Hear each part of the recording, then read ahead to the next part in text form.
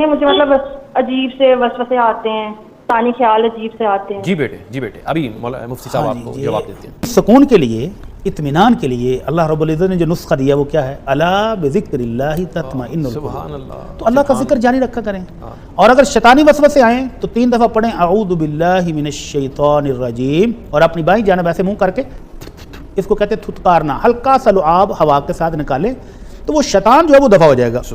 شیطان جو مردود پریشان کر رہا تھا وہ بھاگ جائے گا۔ اور اس کے علاوہ آپ صبح شام کے اذکار کریں، نمازوں کے بعد والے اذکار کریں، اور نمازوں کے بعد بھی اخلاص اور معوذتین پڑھ کے اپنے ہاتھ کے اوپر دم کریں، پھونک مارے اور پورے جسم پر دم کر لیں۔ ٹھیک ہے، تو اس سے شیطانی اثرات اور شیطان ختم ہو جائے گا، دور چلا جائے گا۔ اور اگر ذہن کو سکون چاہیے تو اس کے لیے ذکر سبحان اللہ، الحمدللہ، اللہ اکبر، لا الہ الا اللہ، قرآن مجید پڑھ سکتے ہیں وہ پڑھیں، کچھ بھی نہیں آتا تو سورہ اخلاص تو آتی ہے وہ پڑھتے رہا کریں، تو انشاءاللہ اس سے سکون بھی ملے گا، اطمینان بھی ہوگا اور ٹینشن ریلیز ہو جائے گی۔